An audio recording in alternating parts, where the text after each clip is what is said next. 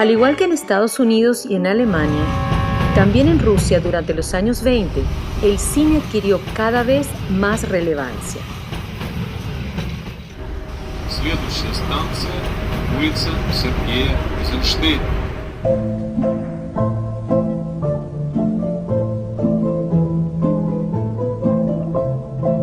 Fue gracias al apoyo del Estado bolchevique, que vio en el nuevo arte una inigualable forma de propaganda, que el cine soviético comenzó su desarrollo vertiginoso. Una nueva forma de lenguaje cinematográfico, basada en la experimentación y en el montaje, surgió gracias a los aportes, reflexiones y películas de 3 autores considerados entre los más importantes e influyentes de la historia del cine: Sergei Eisenstein, Vsevolod Pudovkin y Dziga Vertov.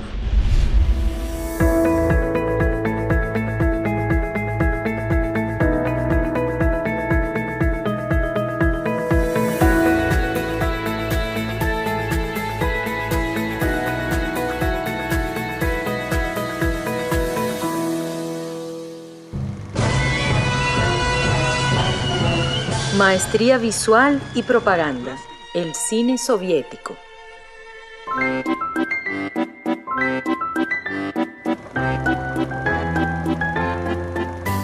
Tal como mencionábamos en el primer capítulo de nuestra serie, a finales del siglo XIX, los hermanos Lumière enviaron varios de sus operadores cinematográficos a diferentes partes del mundo con el objetivo de documentar la vida y la cultura de otros países. Entre las naciones que consideraron idóneas para desplegar su arsenal de camarógrafos y equipos, se encontró la Rusia zarista. Llegaron en mayo de 1896 para rodar la coronación de Nicolás II, pero la producción fílmica durante esa época fue pobre, irrelevante y poco significativa. La mayoría de las películas reflejaban la decadente extravagancia de la aristocracia rusa de finales del 800 y principios del 900. Realidades totalmente ajenas y desconocidas tanto para el público ruso como para el internacional. Pero sería la revolución bolchevique de 1917 la que marcaría de forma decisiva el nacimiento del cine en la región balcánica. El chispazo del movimiento revolucionario encendió también la mecha cinematográfica, ya que Vladimir Ilich Ulyanov, alias Lenin, su líder principal, entendió rápidamente que el cine podía ser para los fines del Estado una herramienta muy poderosa y sumamente efectiva. Como dijo en 1922, de todas las artes, el cine es para nosotros la más importante. Fue la Unión Soviética la que le dio al séptimo arte una nueva finalidad. Junto a las ideas del cine como entretenimiento o como expresión artística, los realizadores soviéticos sumaron el nuevo concepto de cine como propaganda y las películas como medios de adoctrinamiento y reflejos de claras posturas políticas y filosóficas. El cine soviético se convirtió en un vehículo para mostrar la nueva realidad que los revolucionarios socialistas trataban de imponer. Una realidad basada en la eliminación de la propiedad privada, el rechazo del capitalismo como sistema económico y la exaltación de la figura del trabajador y del pueblo.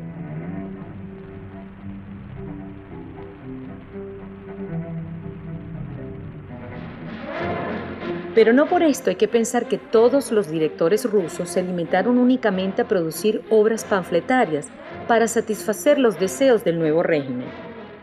Muchos de ellos lograron hacer importantes aportes al desarrollo cinematográfico, pese a que las temáticas y guiones siempre se encontraban supeditados al control del Estado.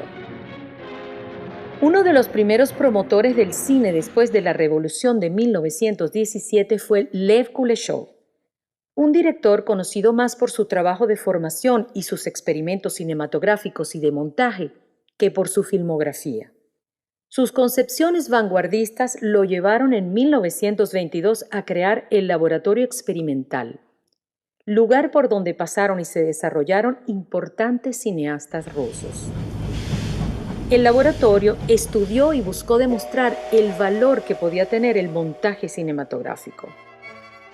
El llamado experimento de Kuleshov consistía en infundir diferentes cargas emocionales al primer plano inexpresivo de una persona mediante el montaje de otros con diferentes contenidos, un plato de sopa, una mujer o un niño.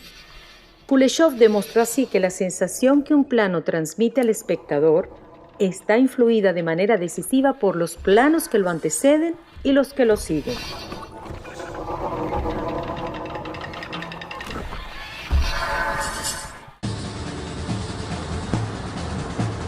Otro de los grandes referentes del cine soviético fue un director de origen polaco llamado Dziga Vertov, fundador y director en 1922 del noticiero Kino Pravda, Cine Verdad, en donde aplicó sus teorías del cine ojo. Su meta era despojar al cine de todos los artificios que alimentaban su ficción y fantasía para conseguir una objetividad integral y total. Fue Vertov el que, parafraseando a Marx, dijo: "El drama cinematográfico es el opio del pueblo". El cineasta polaco buscó la realidad en su forma más directa, eliminando de sus films todo lo que pudiera sugerir falsedad o invención, es decir, guiones, actores y escenografías. El cineojo de Vertov, más que una simple postura documentalista, fue una actitud filosófica ante el fenómeno cinematográfico. Quizás la obra que mejor resume todo el pensamiento vertoviano es El hombre de la cámara. Entre lo vanguardista, lo experimental y lo documental, el director soviético describe el transcurso de un día en una ciudad rusa mediante cientos de pinceladas fílmicas sobre la vida cotidiana. Pero la película no se limita a documentar el movimiento de las calles, el trabajo en las fábricas y la dinámica diaria de los hombres y mujeres de la década de los 20, sino que incluye también escenas del mismo director realizando el trabajo de filmación a través de su cámara. Es por eso que podríamos considerar esta película como uno de los primeros ejemplos fehacientes de la idea del cine dentro del cine. Esa corriente que le permite al espectador no solo adentrarse en la historia que la película le está narrando, sino también conocer el proceso de realización. Pero si hablamos de los referentes de la cinematografía soviética, es necesario subrayar a dos personalidades que sin dudas fueron las más descollantes y los principales responsables de que el cine soviético se convirtiera en un punto de referencia indiscutible en el mundo. Hablamos de Sergei Eisenstein y Vsevolod Pudovkin. Eisenstein nació en 1898 en Riga, capital de la actual Letonia, y por aquel entonces ciudad del Imperio Ruso. Después de una breve experiencia en el teatro, decidió centrarse en el cine, donde fue pionero del uso del montaje al que consideraba no como un simple método utilizado para enlazar escenas, sino como un medio capaz de manipular las emociones de su audiencia.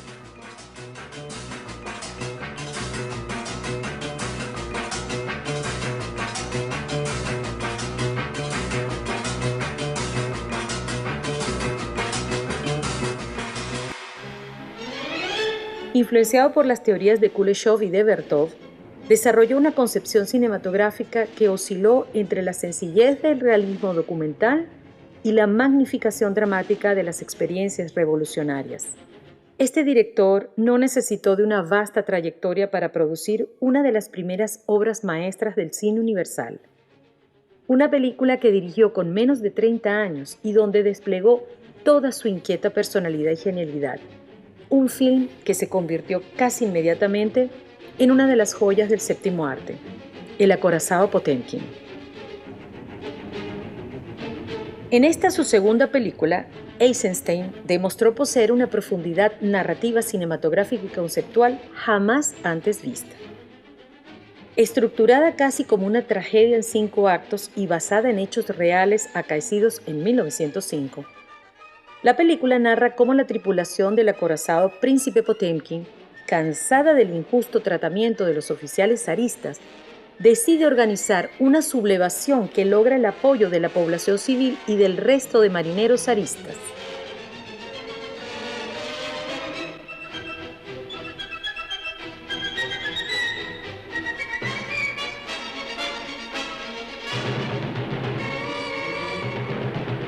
Lo primero a destacar de la película es la idea de la masa como protagonista. No existe un héroe individual, un salvador único, sino que es el grupo de hombres del acorazado Potemkin, después la masa ciudadana, y al final el conjunto de marineros pertenecientes a las escuadras zaristas, los que terminan, a través del accionar colectivo, uniéndose entre ellos para hacerle frente al enemigo que tienen en común, el represor gobierno del zar Nicolás II. La contraposición más evidente entre los miembros del gobierno y del pueblo la vemos en la antológica secuencia de las escaleras de Odessa, el lugar donde se verifica una terrible masacre a manos de los soldados del régimen. Las fuerzas zaristas son presentadas por Eisenstein de manera impersonal, fría, despiadada, como si fueran una máquina destinada a acabar con los inocentes ciudadanos. El pueblo, en cambio, aparece como una masa de hombres y mujeres dotados de una gran humanidad, de una profunda sensibilidad y, durante la tragedia, como una horda desesperada que trata de sobrevivir.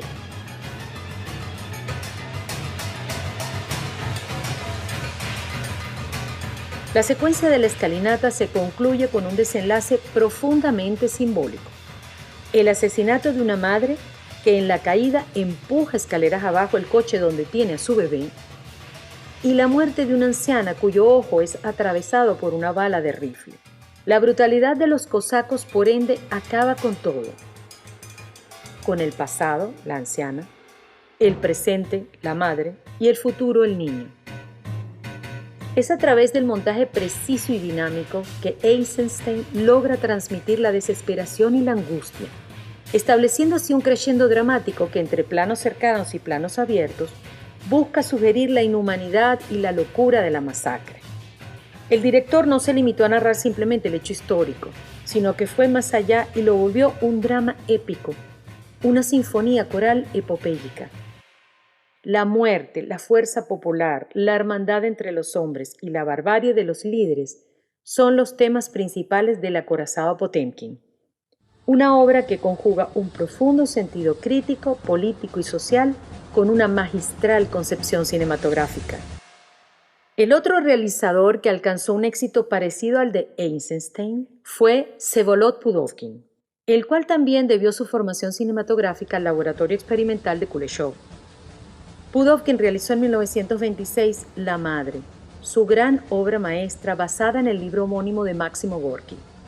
En este film, el director no toma a la masa como protagonista, sino que individualiza en un solo personaje el problema revolucionario y la toma de conciencia sobre la necesidad de la revolución. La protagonista es una mujer que, debido a la muerte de su esposo y al encarcelamiento de su hijo revolucionario, decidirá salir de la indiferencia política en la que se encontraba para tomar partido por la revolución. Alejándose quizás del realismo documentalista, Pudovkin se acercó más a la profundidad psicológica de los personajes, a su postura individual ante los problemas y a las visiones que pueden tener cada uno sobre la realidad que los rodea.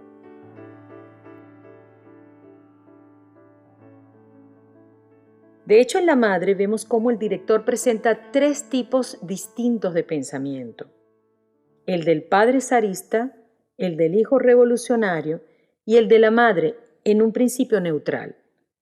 Esta idea de la individualidad lo llevó también a utilizar de manera más fehaciente el simbolismo y la metáfora visual. No hay mejor ejemplo de ello que el final de la obra, donde frente a la injusticia y la violencia, frente al cadáver de su hijo recién asesinado, frente al desconcierto y el caos causado por la represión de un pueblo, la madre deja de ser solamente un personaje ficcional para volverse un símbolo de la patria misma, tomando las riendas de la insurrección y alzando la bandera revolucionaria contra el régimen opresor. A través de un montaje frenético, contrastado y sumamente dramático, el director crea un ritmo narrativo que logra emocionar y conmover a los espectadores. Tal como dijo Pudovkin en una oportunidad, para el cineasta cada plano de un film cumple el mismo propósito que la palabra para el poeta. El montaje es el lenguaje del director de cine. Los contrapicados de la protagonista, los planos frontales y de perfil de su rostro lloroso, y las escenas de la bandera ondeando contra el cielo, así como las del deshielo del río a causa de la llegada de la primavera, son todas imágenes simbólicas y proféticas que auguran la venida de un tiempo nuevo, de un cambio inminente en la tiranizada y miserable sociedad rusa de entonces. Sin lugar a dudas, los cineastas soviéticos transformaron las formas de hacer y concebir el cine. Fueron los primeros en experimentar con el lenguaje cinematográfico y revolucionar las narrativas tradicionales. Estas nuevas posibilidades ofrecidas por el séptimo arte serán aprovechadas al máximo y llevadas al límite por una serie de directores a lo largo del mundo, cuyas visiones y trabajos le dieron vida a las llamadas vanguardias cinematográficas. That is a medium shot for the situation. Can you do with your head down? Try that, Jay. Wendy, listen to me. You couldn't find some way of sort of not looking at her and looking. All right.